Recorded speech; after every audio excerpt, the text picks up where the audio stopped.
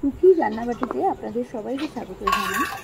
আজকে আমি একটা মাটন রেজালা রেসিপি নিয়ে চলে এসেছি আপনাদের কাছে। চলুন এই রেসিপিটা বানাতে কী কী লাগছে দেখে নেওয়া যাক। মাটন রেজালা বানানোর জন্য আমি 300 থেকে 400 গ্রাম মাটন নিয়েছি, টক দই নিয়েছি, একটা গোটা পেঁয়াজ নিয়েছি, আদা নিয়েছি আর কয়েকটা রসুন নিয়েছি, আর নুন স্বাদ মতো, আর কালো মরিচ অর্থাৎ গোলমরিচ।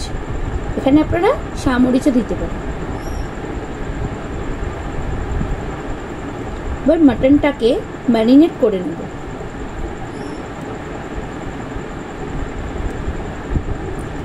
একটা মিক্সিং জারে পেঁয়াজ, রসুন এবং আদা বাটা ভালো করে পেস্ট করে নেব। এবার মাংসের মধ্যে আদা, পেঁয়াজ, রসুনের পেস্ট,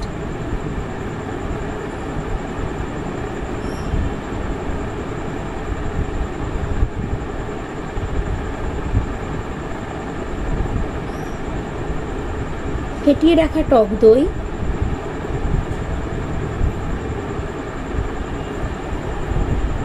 এই 3 থেকে 3.5 চামচ মতো, আর দেবো স্বাদ মতো নুন,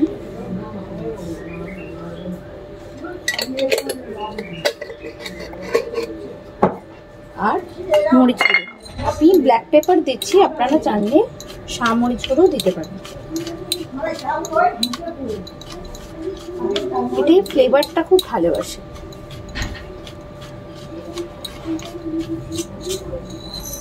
দিয়ে এই মাংসটাকে ভালো করে মেখে ম্যারিনেট করে চাপা দিয়ে ফ্রিজে মোটামুটি 3 থেকে 4 ঘন্টা রেখে দেবো।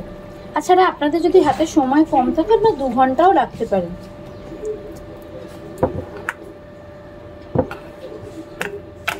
মাংসটাকে ঢাকনা দিয়ে আমি ফ্রিজে রেখে দেবো 2 আওয়ার অর 3 আওয়ার ফ্রিজে রেখে দেবো।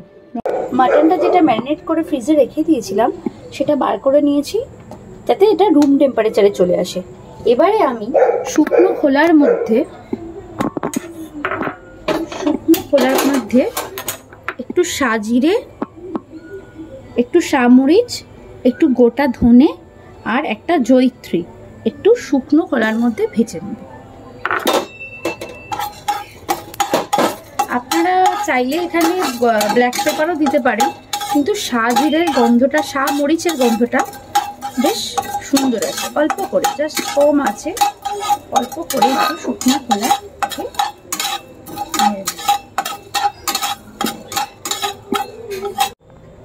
খোলা নেড়ে নিয়েছি। এবার গ্যাসের ফ্লেমটাকে কমিয়ে দিয়ে এটাকে একটা পাত্রে ঢেলে নেব। এবারে আমি কড়াইতে সাদা তেল দেব।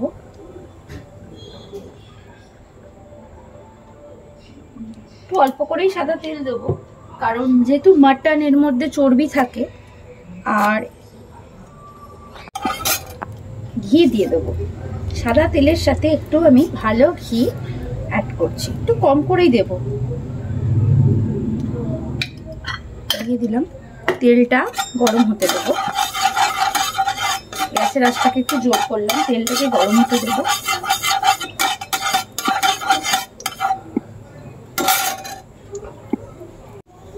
তেলটা গরম হয়ে গেছে। এবারে আমি আঁচটা কমিয়ে মাটনটা তেলের মধ্যে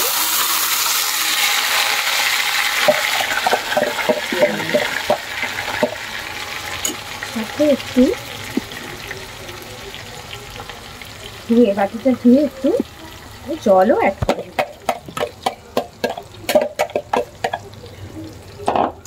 একটু নাড়বো।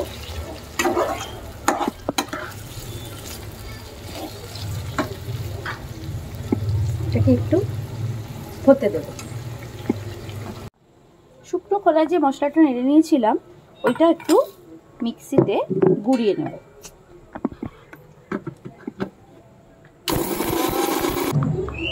ভাজা মশলাটা আমি একটু গুঁড়িয়ে নিলাম।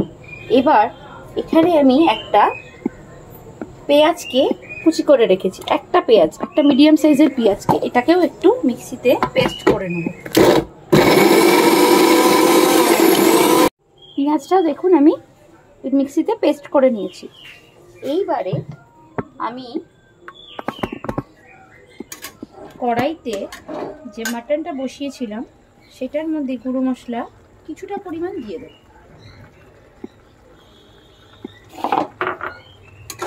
একটু ভালো করে নেড়ে দেব।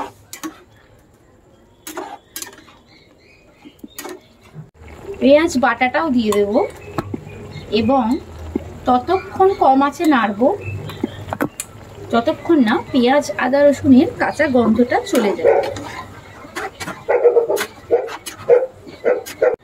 যতক্ষণ মাটনটা হচ্ছে ততক্ষণ আমি একটু দেখুন কাজু আর একটু পোস্ত নিয়ে নিয়েছি। এটাকে আগে শুকনো মিক্সিতে দিয়ে গুঁড়িয়ে নিই, দিয়ে একটা মিহি পেস্ট বানিয়ে নিই।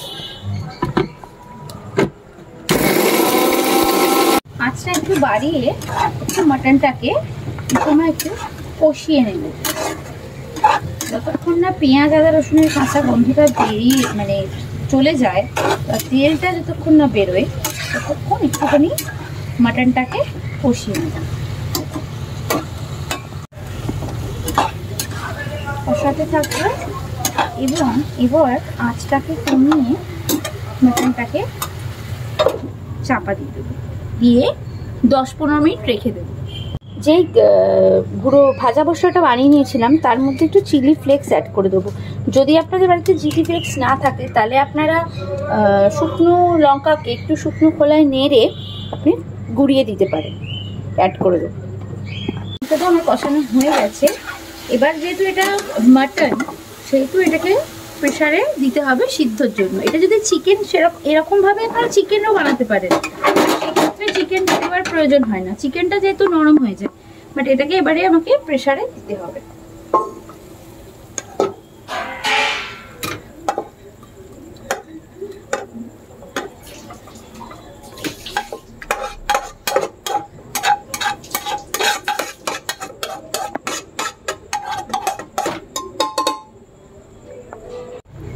এবারে এর মধ্যে একটু উষ্ণ গরম জল দিয়ে দেব। কখনোই ঠান্ডা জল দেবেন না, ঠান্ডা জল দিলে টেস্ট নষ্ট হয়ে যায়, এর জন্য সবসময় উষ্ণ গরম জলে এখানে দিতে হবে। এবারে মোটামুটি এরকম জল থাকবে। এবারে আমি প্রেসারের ঢাকনাটা লাগিয়ে জোর আঁচে 2 সিটি দিয়ে নেব, তারপর আঁচ কমিয়ে 10 মিনিট মতো রেখে দেব। 20 মিনিট মোটামুটি কম আঁচে রেখে দিয়েছিলাম প্রেসার কুকারে। এবার গ্যাসটাকে অফ করে দেব এবং 10 মিনিট আরও স্ট্যান্ডিং টাইমে রাখবো। 10 মিনিট স্ট্যান্ডিং টাইমে রাখার পর এবার দেখবো খুলে মাংসটা সেদ্ধ হয়েছে।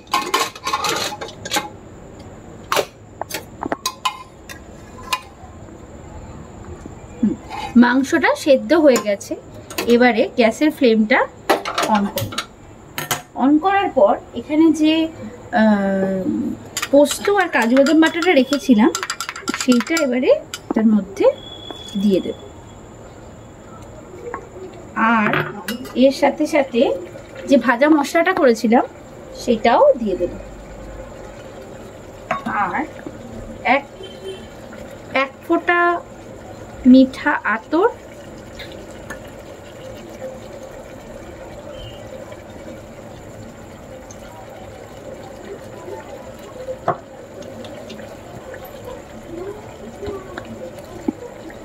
এক চিপি গোলাপ জল, আর এক চিপির থেকে একটু কম কেওড়া জল দিই। এইবার ভালো করে মিশিয়ে নিই। দেখুন গ্রেভিটা, আপনারা যদি চান গ্রেভিটা একটু কম করতে আপনারা আরেকটু তাহলে ফুটিয়ে নেবেন কম আঁচ করে, গ্রেভিটা এরকম হবে।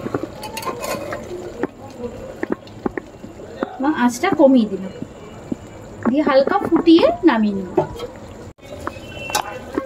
দেখুন এটা ঠিক দেখতে এরকম হয়েছে। এবার আমার মাটন রেজালাটা কমপ্লিট হয়ে গেছে। গ্যাসের ফ্লেমটাকে অফ করে দিলাম। এবার এটাকে সার্ভ করব। এটা আপনারা লুচি, লাচ্ছা পরোটা,